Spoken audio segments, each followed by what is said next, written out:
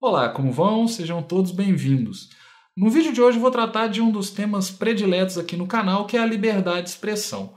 Mais especificamente eu vou falar daqueles supremolecos, aqueles bonecos do tipo pichuleco que têm sido utilizados para protestar contra os ministros do Supremo. O chefe de segurança do Supremo mandou um ofício à Polícia Federal pedindo para que investigasse a autoria desses bonecos, a sua utilização. E muita gente questionou que esse ato seria um ato autoritário. Esse vídeo é para tranquilizá-los, porque nós temos uma Constituição, a Constituição garante a liberdade de expressão e o guardião da Constituição é o Supremo Tribunal Federal.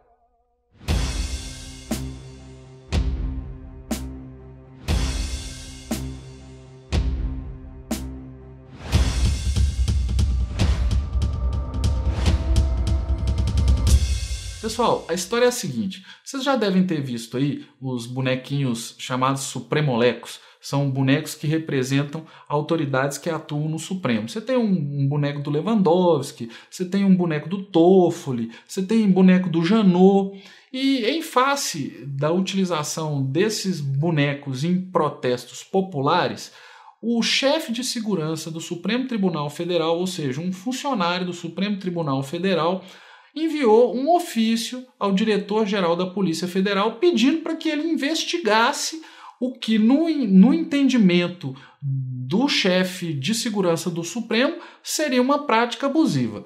Eu vou colocar aqui o ofício que foi enviado. Quem quiser conferir, é só dar o pause e você vai poder ler com mais calma. Mas, basicamente, o que é que o chefe de segurança do Supremo argumentou?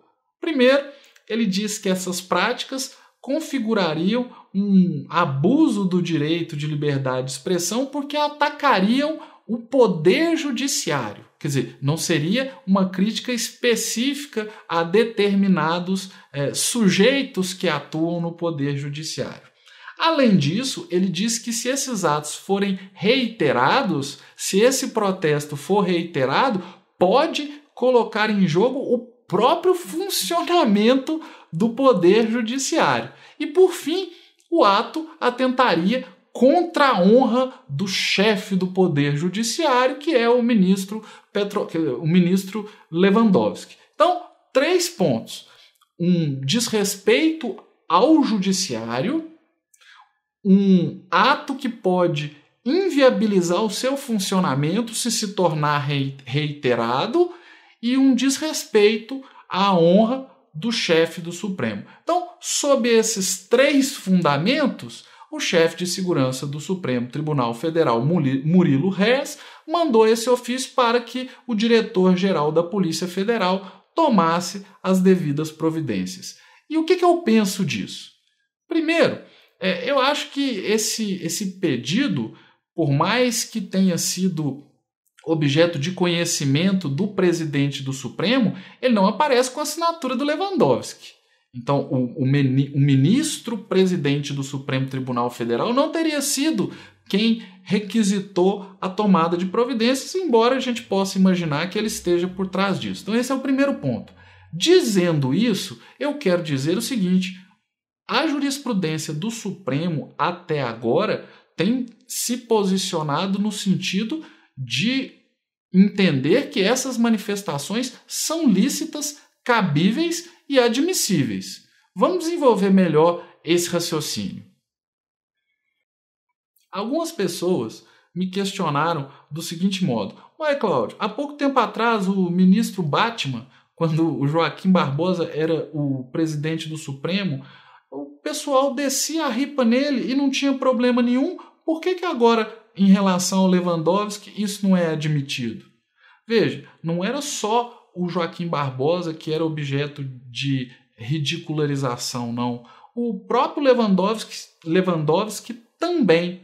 Mas do ponto de vista estrito da jurisprudência, em relação ao que se via, que era na maior parte dos casos charges ou outros modos de manifestação por meio da imprensa, esse tipo de veiculação do pensamento foi objeto da DPF 130, Ação de Descumprimento de Preceito Fundamental, em que o STF entendeu, por um lado, que a antiga lei de imprensa não mais vigia, e por outro, atribuiu uma ampla liberdade aos meios de imprensa para a manifestação do pensamento, independentemente da forma, inclusive manifestações mais agressivas, mais contundentes. Tanto assim que se pode encontrar até na internet, se você colocar aí imagens e tal, você vai encontrar uma série de charges atacando ministros do Supremo. Então, nesse ponto, existe jurisprudência que pacificou e vinculou o entendimento acerca da matéria. Mas e nesse caso? Bom, para esse caso, a DPF 130 não pode ser utilizada exatamente como paradigma. E para explicar isso, eu vou contar um outro caso, que é um caso que aconteceu aqui em Minas Gerais com o pessoal do Serjusmig, que é o sindicato dos funcionários do Poder Judiciário aqui do estado de Minas Gerais. E eles utilizaram imagens em uma campanha salarial, ao criticarem os desembargadores, utilizaram imagens desses desembargadores como sendo tubarões. E por uma ação da associação que representa os magistrados, o juiz da 20ª Vara aqui de Belo Horizonte, do Fórum Lafayette, deu uma liminar proibindo a veiculação desse material. Veja, não se trata então de imprensa. Qual foi o fundamento? De que aquilo atacava direitos de personalidade, honra, dignidade, imagem dos magistrados mineiros. O Serjusmig, além de recurso aqui em Minas Gerais, fez uma reclamação ao STF, cujo objeto é o seguinte, é dizer, olha, essa proibição da imagem do tubarão dos magistrados vai contra o que foi decidido na DPF 130, que é essa ação que resolveu a questão da liberdade de imprensa no Brasil. Então eles fizeram essa reclamação, é uma ação específica, tal, ao STF falando, olha, tem esse problema lá, estão proibindo a veiculação dessa charge e isso vai contra a DPF 130.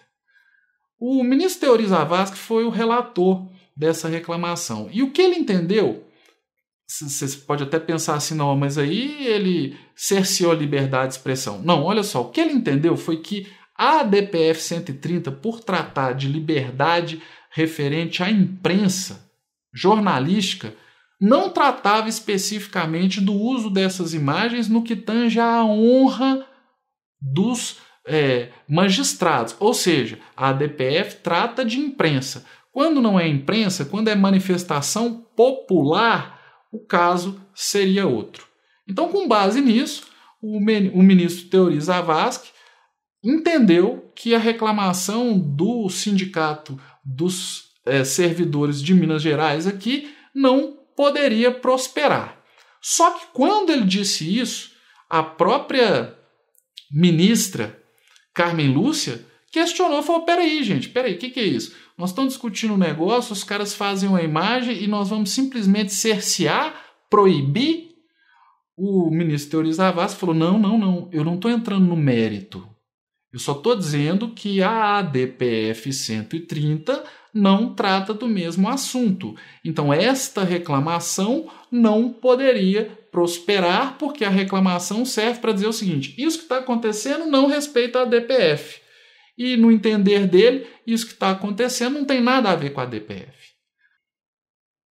Tendo a questão sido desprezada ou não discutida em razão de não se aplicar ou não ser o caso o mesmo da DPF 130, você pensa, poxa, então usou-se um subterfúgio processual para continuar a proibição aos funcionários do Tribunal de Justiça de Minas Gerais. Sim, a gente pode até entender isso, mas o certo é que uma hora o Supremo Tribunal Federal vai ter que tocar nesse assunto, e quando tocar, eu tenho a tranquilidade de que não haverá decisão no sentido de cercear a nossa liberdade de expressão.